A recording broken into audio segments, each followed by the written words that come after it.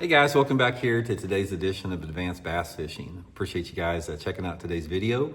And guys, today I want to share with you a few really hard truths about wintertime jerkbait fishing that a lot of people just don't know about. And I know a lot of people don't fish in the wintertime a lot, and a lot of people that do fish in the wintertime, they may not really commit fully to jerkbait fishing.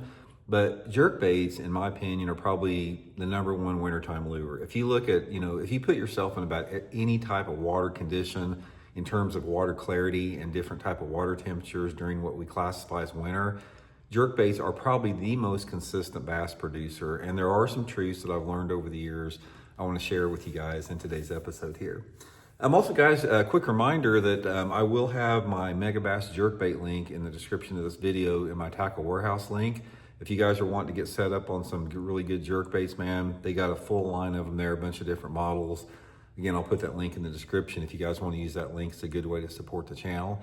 And also, guys, real quick, anybody interested in booking an on-the-water lesson with me, just go to my Facebook page, Randy Blaukat Professional Angler. Shoot me a private message for details. Jerkbait fishing is really good right now, so if you want to take advantage of that, just shoot me a private message, so appreciate it. Okay, jerkbait, guys, have been around forever. They were traditionally associated, they've been associated as a cold water lure forever. I think there's no secret about that. But our perception and how people fish jerkbaits in the wintertime, there's a lot of myths and misconceptions to it in terms of what you have to do in order to generate the strike. And in my opinion, growing up here in the Missouri Ozarks, and I helped design the Megabass Vision 110 for Megabass back 25 years ago, as somebody that has spent a lifetime jerkbait fishing, there are a few undeniable truths about jerkbait fishing I want to share with you guys in the winter time of the year. Okay, now the first one, and probably one of the most important, is how you want to work your jerkbait in the winter time. And it's not as simple as jerk pause or fishing slow or fishing medium or whatever. How you determine and the truth surrounding how you work a jerkbait during the winter time, it has everything to do with the correlation between your water clarity and your water temperature. Your water temperature, in my opinion, probably not as important as the water clarity in terms of how you want to work that jerkbait. This is a big deal because that combination changes a lot, and there's a lot of subtleties to that. Because on one end of the spectrum, let's say for example, the dirtiest water that I like to fish a jerkbait in during the wintertime is about 2 foot of visibility. I want to have at least 2 foot of visibility minimum on up to as clear as it wants to get. It can't get too clear. I mean, clear as it wants to get is fine. So the two extremes, as far as when you are trying to decipher about how to work a jerkbait, on one extreme you have 2 foot of visibility and maybe cloudy day. So you got the lowest light level condition on one end of the spectrum, off colored water, cloudy day. And on the other end of the spectrum, you'll have a bright sunny day and gin clear water, 10 foot of visibility. And then you have everything that comes together. You may have, 2.5, 3 foot, 4 foot visibility on up with that in correlation with different type of water temperatures, usually ranging anywhere between 40 to 50 degrees, or maybe a little bit warmer. 40 to the low 50s is sort of the range that most lakes fall in during the wintertime at their coldest period. So depending upon how that is, this is one truth I want to share with you guys. If you have a situation where you're on the lower end of the scale in terms of light penetration, like it's cloudy, off-colored water, that is when you want to work the jerkbait slow in the wintertime, even if the water temperature is closer to 50 degrees.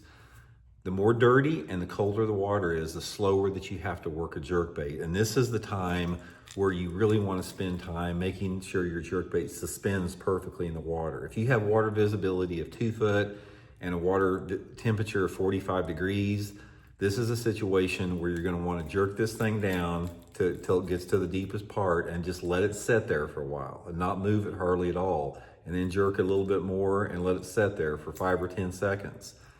That is going to get you a lot of bites there. Now, as your water clarity increases along those lines, even if the water temperature doesn't increase, the speed of your jerkbait and the length of the pause time increases. So let's say, for example, I was letting the jerkbait set for 10 seconds in off-colored water, low light conditions.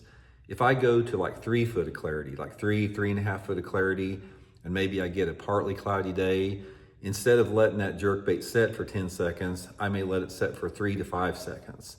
And then if I get on the other end of the spectrum, say I'm in 8 to 10 foot of clarity and the water temperature, maybe is closer to 50 degrees, still wintertime situation, but it's cleaner, warmer situation with that. I'll work the jerkbait down, and I may only let it pause for just a second or two. I'll jerk it down like this, let it stop, jerk it, let it stop, jerk it, like stop. Work it a little bit faster. That is one truth that you're gonna find out in bass fishing, is the rate of pause and the speed of retrieve on your jerkbait is determined by your water clarity and your water temperature. Another truth that you need to remember in jerkbait fishing, these are the two most important ones I just want to cover in today's video. We could talk for all day long about it, but to keep the video shorter, I want to keep it to two. In addition to what I just told you there, it's all about coming up with the right color.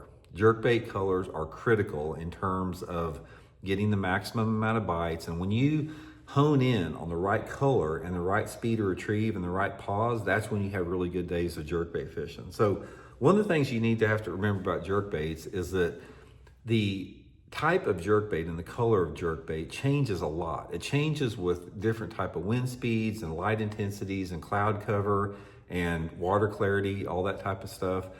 So this is something that is a very complex topic when you talk about the color of a jerkbait, because sometimes maybe I'll start out with something like this algae bone in the morning, and it works at 8 o'clock in the morning, and by 1 o'clock in the afternoon, I may not be able to get a bite on it, and I've got to change up colors because the light intensity has changed throughout the course of the day. And that is the main thing to consider in jerkbait fishing, is the light intensity when you choose your colors, in correlation with the water clarity a little bit, but the light intensity has a lot to do with it. So in general, it's pretty self-explanatory. On low light conditions, if you have a cloudy day or off-colored water, you want to use your brighter colors, like your chartreuses, something that's got some chartreuse in it, something that's got some pearl in it, some type of more of a matte finish that, glows a little bit more in the water. And as that water gets cleaner, let's say the water visibility goes to 4, 5, or 6 foot of clarity, that's why it's really important to go to your more translucent sides. It's not necessarily see-through, but like, for example, this algae bone here, you can see my finger, moving behind it there, some type of a transparent or semi-transparent side, because that lack of light reflection in that clear side, it just looks a lot more natural in that clear water. And then, you got some metallics mixed in there, and there's different variations because water clarity also has water tint to it. So say, for example, if you're fishing in Florida or Texas where there's grass lakes, you might have 4 foot of clarity, but that water is like a black tannic looking acid water. It's a different tint, which may require a different color. And if you're fishing like up north and you got 5 or 6 foot of water clarity, it could be that aqua blue looking clear. And then if you're down here at Table Rock where I'm at, it could be like a greenish looking, but it's also still clear. So all those tints will affect the different type of colors that you want to use that as well. But just to keep it simple, guys, is just try to use your brighter, flashier colors on your low light days, cloudy days, rainy days, windy days, shady banks, or if the water's off colored. And as it gets brighter, partly cloudy, sunny, less wind, a little bit cleaner water, go to the more translucent, so that'll really help out. So that's just some basic foundations, guys, just a few truths out there about it. We'll do a lot more stuff on this. I've also got a bunch of jerkbait videos on my playlist on all of my channels, all 3 of them, if you guys would like to check those out. And again, guys, I'll put that Megabass link in the description of the video if you guys would like to get stocked up for this winter bass fishing with jerkbait. So we'll talk later. See you.